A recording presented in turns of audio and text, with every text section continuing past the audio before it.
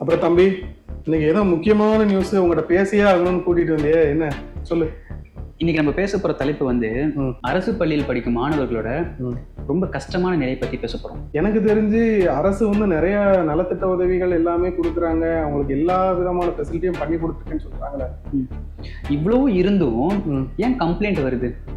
இல்ல, கம்ப்ளைண்ட் வருது அப்படின்னா நகர்ப்புறங்கள்ல இருக்கக்கூடிய பள்ளிகளுக்கு கொடுக்கக்கூடிய முக்கியத்துவத்தை வந்து கிராமப்புற பள்ளிகளுக்கு யாரும் கொடுக்கறது இல்லை. இப்போ நீங்க வந்து எந்த நியூஸ் கொண்டு வந்திருக்கீங்கன்னு எனக்கு தெரியும். நான் காலையில அந்த நியூஸை நான் பார்த்தேன். அதாவது ஆரம்ப பள்ளி, சிவகங்கை மாவட்டம் சிங்கம்புணரி வட்டத்துல இருக்கக்கூடிய ஒரு பள்ளியில, ஒரு ஆரம்ப பள்ளி, மல்லாக்கோட்டை பகுதியில் இருக்கிற ஸ்கூலு. ஓகே. அந்த ஸ்கூல்ல படிக்கிற மாணவர்களை பாத்ரூம் கழுவ சொல்லி கூப்பிட்டு போறாங்க. இது ரொம்ப சரியா? இல்ல, நம்ம ஸ்கூல் படிக்கும் போதெல்லாம் அந்த பாத்ரூம் ஃபெசிலிட்டிங்கிறதே இல்ல. இப்ப வந்து அந்த ஒரு திட்டங்கள்லாம் வந்து கொண்டு வந்து அரசு பள்ளிகள்ல வந்து கழிவறை வசதி எல்லாமே வந்து சிறப்பா பண்ணியிருக்காங்கன்னு நான் நம்புறேன். ஆனா வந்து பண்றாங்க, அதுக்கான பராமரிப்பு இல்லை, அதுக்கான பேட்ச் ஒர்க் எதுவுமே பாக்குறது இல்லை. அது கட்டி போட்டு அது அப்படிதான் கிடக்குது. அதை வந்து யாருமே பராமரிக்கிறது இல்லை பார்த்துக்கோங்க. அதுக்குன்னு தனியான ஒரு ஆட்களை வந்து நியமிக்கல. இப்போ ஸ்கேவெஞ்சர் ஒர்க்கர்ஸ்லாம் வந்து நிறைய பேருக்கு வந்து நிறைய பள்ளிகள்ல, பெரிய உயர்நிலை பள்ளிகள்ல, மேல்நிலை பள்ளிகள்ல, அரசு பள்ளிகள்ல, அதாவது சென்னையில் இருக்கக்கூடிய அரசு பள்ளிகள்லேயே நிறைய வந்து ஸ்கேவெஞ்சர் ஒர்க்கர்ஸ்க்கு வந்து போட்டிருக்காங்க. பாத்ரூம் கிளீன் பண்ணுறது, அப்புறம் வந்து வகுப்பறைகளை கிளீன் பண்ணுறதுக்கு, அந்த வளாகத்தை சுத்தமாக வச்சிருக்கிறதுக்கு நிறைய பேர் அப்பாயின் பண்ணி அவங்களுக்கு வந்து கவர்மெண்ட் சேலரி வந்து போயிட்டு இருக்குது. ஆனால் கிராமப்புறங்களில் இருக்கவங்கள யாருமே வந்து கண்டுக்கிறது இல்லை.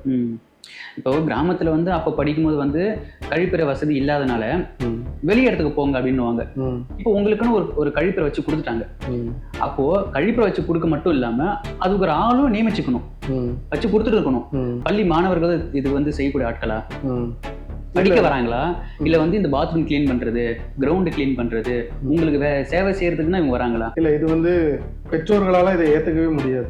இது வந்து 100% உண்மை. ஆசிரியரோட மேற்பார்வையின் கீழே வந்து பள்ளி மாணவர்கள் வந்து இதை பண்ணியிருக்காங்க அப்படின்னு எனக்கு நியூஸ் கேட்கும்போது அது என்னால தாங்கவே முடியும். ஒரு டீச்சர், ஒரு ஆசிரியரோட மேற்பார்வையில இந்த பசங்க 2 பசங்க கிளீன் பண்ணிக்கிட்டு இருக்காங்க. அவங்க வந்து இப்படி பண்ணு அப்படி பண்ணு சொல்லிக்கிட்டு இருக்காங்க. இல்ல, இதுக்கான நிரந்தர தீர்வு என்ன எட்ட முடியும், என்ன கொண்டு வர முடியும் அப்படின்னு நம்ம இதெல்லாம் வந்து ஒருத்தருக்கு ஒருத்தர் டிஸ்கஸ் பண்ணி ஆகும். ஏன்னா நகர்ப்புறங்கள்ல மட்டும்தான் மாணவர்கள் வந்து சுகாதாரமா இருக்கணுமா? அதாவது கிராமப்புறங்கள்ல வந்து அதுக்கான ஸ்கேவெஞ்சர் ஒர்க்கர்ஸ் வந்து நியமிக்க வந்து அரசு ஏன் வந்து இப்படி தள்ளாடுதுன்னு எனக்கு தெரியல.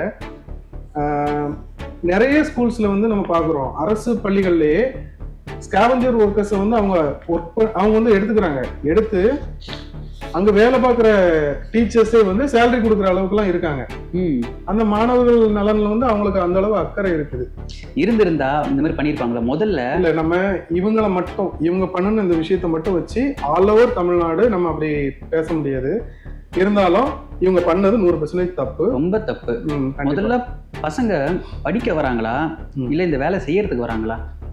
இப்போ பசங்க ஸ்கூலுக்கு வரும்போதே வந்து லேட்டா வந்து பனிஷ்மெண்ட் கொடுக்குறாங்க, முட்டி போட வைக்கிறாங்க, அடிக்கிறாங்க, சரி ஓகே திருத்துறாங்க. பாத்ரூம் கிளீன் பண்ண சொல்றதுனால அவன் மாறிட போறானா?